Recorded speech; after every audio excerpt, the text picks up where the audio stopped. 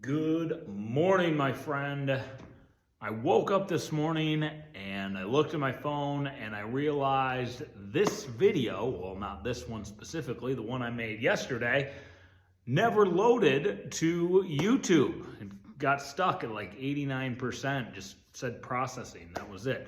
So I really apologize for that. But the good news is I'm up at 4:30 in the morning doing workouts with other clients. So I'm able to make another video right away, get it out to you, hopefully before you want to hit the daily workout, because I know you wanted to get started today. So there's no reason we can't get started today. I have a plan for you. It's 5 different exercises, and it is done in one giant superset, or circuit is a more common term for it. So as you see, it's A1, A2, A3, A4, A5. And what that means is you'll do A1, and then before you go ahead and do that one again, so A1 is your reverse lunges, but you're gonna go right from that, you're gonna go down, you're gonna do 10, because today's 10, today's day 1. So we're doing 10 reps, and that's each side, and I'll go over that more in a sec. 10 reps each side, and then you're gonna go down to the sprinter push-ups. You'll do 10 sprinter push-ups. Then you're gonna go down to A3, then A4, then A5. That's round 1. Then you're gonna circle all the way back up to the top. We're gonna do 4 rounds, all right?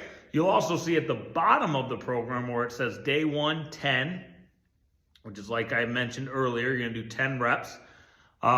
Day 2, obviously, you know, we're gonna plan. I usually like to skip a day, so I'll put that on your calendar for Sunday. So day 2, we're gonna go up to 16, and then day 3, you go to 20. All right, and then we'll restart it all again next Friday. Once we kind of evaluate, and we see where you are as far as how your body feels, if you think you can handle more, if you wanna stick right in that zone. So it might not be the most daunting program that you've ever done, but it is gonna be a great, hey, let's get you back into the swing of things, let's see where you're at program. So with no further ado, let's get into some of the exercises. First exercise is gonna be an alternating reverse lunge, which means we're gonna alternate our legs that are going to go back, all right? Reverse lunge, relatively common exercise, but also commonly done wrong.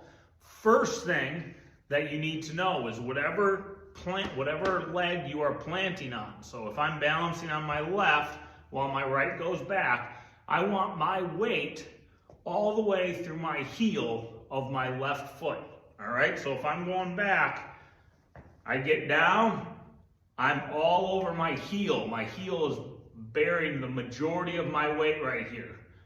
If I feel myself on my toe, that means I am leaned way too far forward.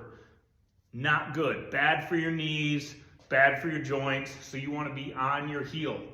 Second common mistake that I want you to avoid, you do not need to go all the way to the ground. In fact, I would appreciate if you didn't go all the way to the ground, because it's going to make you work a little bit harder. So when you step back, the longer the stride back, the more you're going to work, the more muscles get engaged, your hamstrings, your glutes. So big step back. And as we go down, we're gonna stop about right here. See, I want that nice, I'm gonna turn so you can see it a little bit. I'm gonna stop about right here, so I'm a couple inches off the ground with my back knee, but my front knee here has a nice 90-degree tight bend to it. That's where I wanna stop, and then I'm gonna push myself back up. Since I'm alternating, now I go back with my other one.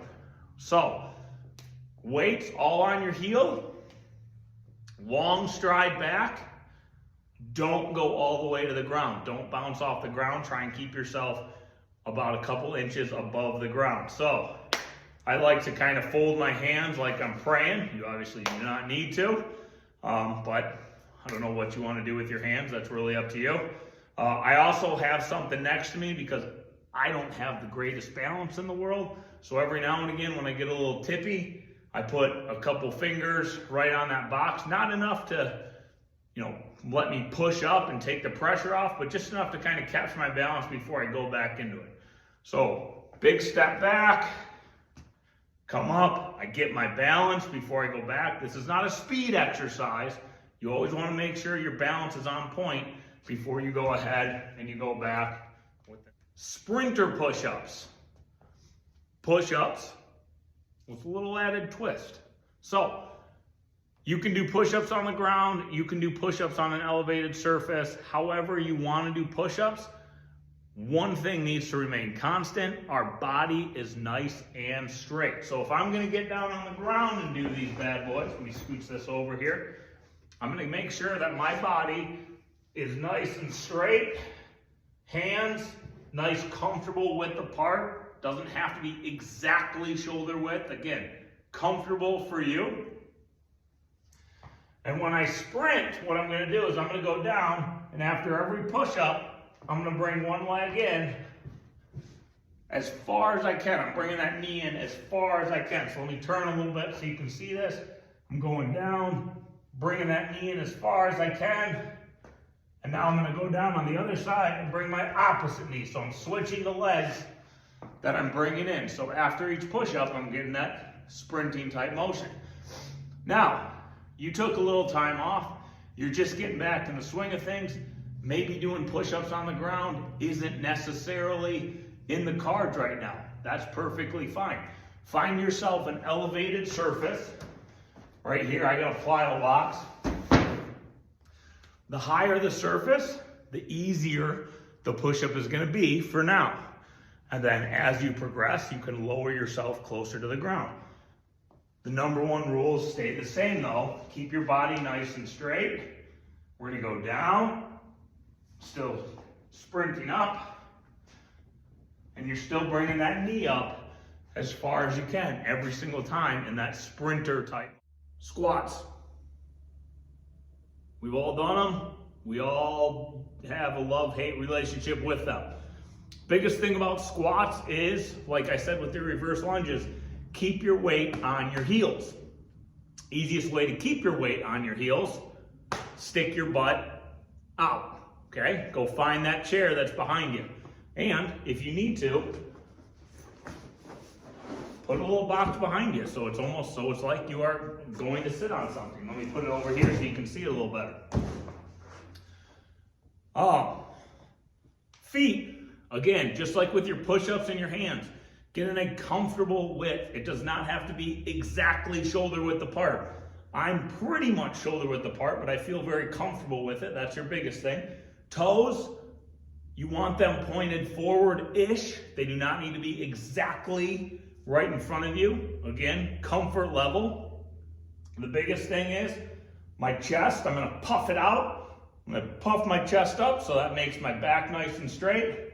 And then I'm going to, I always keep my hands out in front of me when I'm squatting. But again, do whatever you want. So hands out in front of me. I got my chest puffed up. And I'm going to stick my butt out. I find my bench, and I'm back up. Again, just like with your lunges, you're not going all the way to the ground. Your butt doesn't have to touch the ground. That would actually be very, very impressive if you could do that. But I'm getting down, and then you see where that 90-degree bend is right here. So if I push this box away, this is where I'm stopping, and I come right back up. My weight is on my heels the entire time. If your weight goes forward to your toes, that means you're leaning too far forward. The number one reason for that is you're probably going too low for right now. Remember, this is only the first week of getting back into it. You do not need to go all the way to the ground. Go nice and slow on the way down. Find a good depth for you, and then back up. Keep your weight on your heels. A V push-up is going to be like a regular push-up, but you're putting a lot more pressure on your shoulders, okay? So again, don't want to throw a ton of crazy stuff at you here in week one. So we're going to stick with a push-up-esque movement. The biggest difference here is instead of your body being perfectly straight, you're actually going to walk your feet in a little bit. So I'm going to line up like I'm doing a regular push-up, but I'm going to creep my feet in so my butt's really high up in the air, and I'm just going to go straight down to the ground and push myself back up. Now, the biggest issue with this is when your hands are straight forward like they are in a regular push-up, it's really weird on the shoulder joints because it doesn't allow them to turn in the way that they want to roll in. So I actually take my fingers and I point them in. So when I'm lined up on my push-up, I get my hand width, and then I'll turn my fingers in, creep my feet in so my butt's nice and high up in the air, and then dive right down so my face is going straight towards the ground. Excuse me. Again, if you need an elevated surface, that's perfectly fine. Let me just go ahead and right you over here. So I have a bench here, nice and close together. I'm gonna walk my feet in, and I can go straight down and push up that way.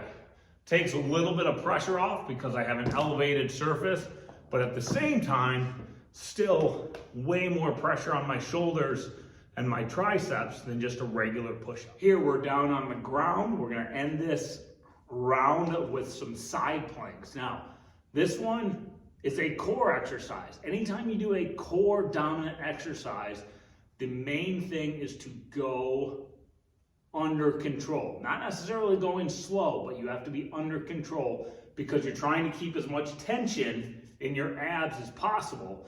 And when your body's rocking away really, really fast, you end up losing tension and your body is just going haywire and it's just trying to keep itself from not collapsing. So anything that can take over will take over. So side planks, we're gonna start on one side and we're gonna kick. We're gonna take our top leg and we're gonna kick out. So I'm gonna angle myself a little bit here so you can see what it looks like with the kick. So side plank, my hips are off the ground. This, see how my feet are nice and straight? This is the most difficult form of a side plank. If you need to kind of take it down a notch and you haven't done it before in a while, you can take this top leg and you can put it back here a little bit so you're resting, but see how my hips are still off the ground. Now for the kick portion, I'm gonna take this top leg, and you can use this hand as a balancer on the ground if you need to, and you're going to kick forward. All right, that's one. Now, since it's alternating, I now have to side plank to the other side. So I'm gonna put my other arm down, I'm gonna roll over to the other side. No, I don't want you looking at my back here the whole time, so I'm gonna show you how that switch goes. With the switch, that's the part I'm talking about. You really need to be under control as you switch, because if you go too fast, your shoulders will take the brunt of the punishment and your core is gonna lose contraction, and we don't want that. We always want that core getting as maximum work as possible.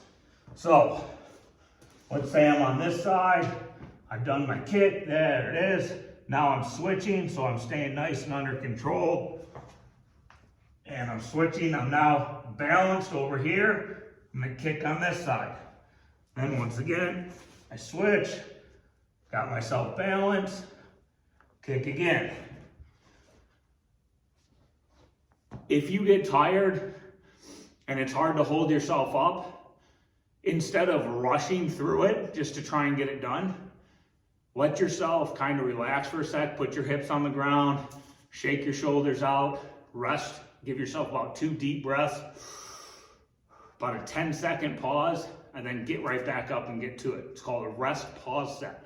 I'd rather you do that than go sloppy with your form. I want your form to be on point. This is week 1. We don't care about how fast you're going. We don't care about how much you can get in one giant set without stopping. We care about form. We care about feeling the muscles and the tension where it's supposed to be.